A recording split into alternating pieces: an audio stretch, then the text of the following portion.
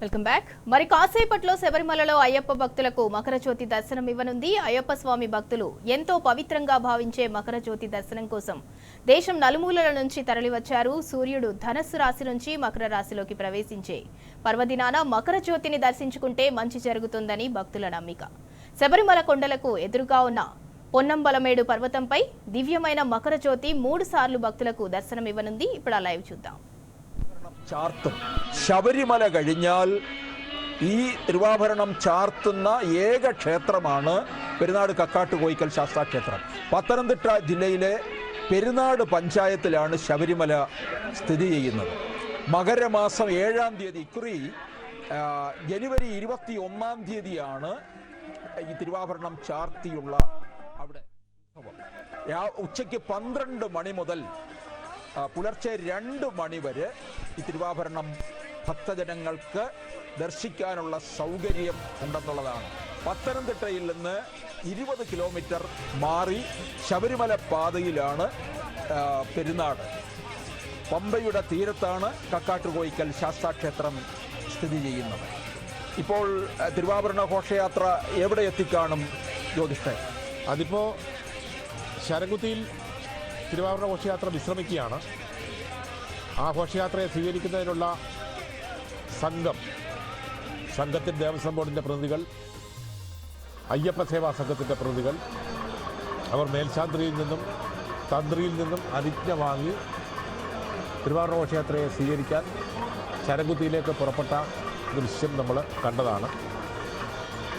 ഇപ്പോൾ ശബരിമല ശ്രീകോവിൽ കമനീയമായി ഈ വർഷം ചില പ്രത്യേകതകളൊക്കെ നമ്മൾ ആ അലങ്കാരത്തിൽ നേരത്തെ ഇങ്ങനെ കണ്ടിട്ടില്ല. അലങ്കാരത്തിൽ ചില പ്രത്യേകതകളൊക്കെ കാണാം. അതെ, നോക്കുക, ഭക്തജനങ്ങളൊക്കെ ഇങ്ങനെ വളരെ ആകാംക്ഷയോടുകൂടി നിൽക്കുകയാണ്. మరి కాసేపట్లో శబరిమలలో అయ్యప్ప భక్తులకు మకర జ్యోతి దర్శనం ఇవ్వనుంది. అయ్యప్ప స్వామి భక్తులు ఎంతో పవిత్రంగా భావించే మకర జ్యోతి దర్శనం కోసం దేశం నలుమూలల నుంచి తరలివచ్చారు. సూర్యుడు ధనస్సు రాశి నుంచి మకర రాశిలోకి ప్రవేశించే పర్వదినాన మకర జ్యోతిని దర్శించుకుంటే మంచి జరుగుతుందని భక్తుల నమ్మిక. శబరిమల కొండలకు ఎదురుగా ఉన్న పొన్నంబలమేడు పర్వతంపై దివ్యమైన మకర జ్యోతి 3 సార్లు భక్తులకు దర్శనమివ్వనుంది.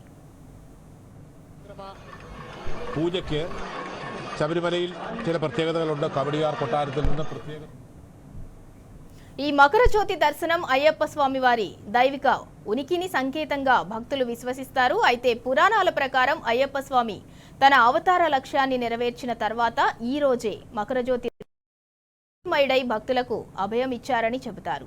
41 రోజుల పాటు కఠినమైన మాలధారణ దీక్షను పాటించే భక్తులకు ఈ జ్యోతి దర్శనం వారి దీక్షా ఫలాన్ని మోక్షాన్ని ప్రసాదిస్తుందని నమ్మకం. అయితే మకర జ్యోతి దర్శనానికి ముందు పందల రాజవంశీకులు పంపే తిరువాభరణాలు సన్నిధానానికి చేరుకుంటాయి. పదలం ప్యాలెస్ నుంచి బయలుదేరిన ఆ ఆభరణాల పెట్టెలు 3 రోజుల పాటు భక్తుల జయ జయ ధ్వానాల మధ్య ఊరేగింపుగా శబరిమలకు వస్తాయి.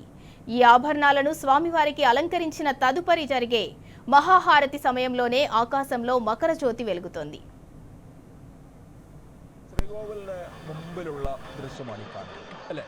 തീർച്ചയായിട്ടും. നമ്മൾ ഇനിയിപ്പോൾ ശ്രീകോവിലിനെ പറ്റി ഒന്ന് പറഞ്ഞു കഴിഞ്ഞാൽ നോക്കുക, പിന്നെ സ്വർണ്ണ നിറത്തിൽ അങ്ങനെ ശോഭിച്ചു നിൽക്കുന്ന ശ്രീകോവിൽ, പരശുരാമ നിർമ്മിതമായിട്ടുള്ള ശ്രീകോവിൽ, എത്ര വിവാദങ്ങൾ ഉണ്ടായാലും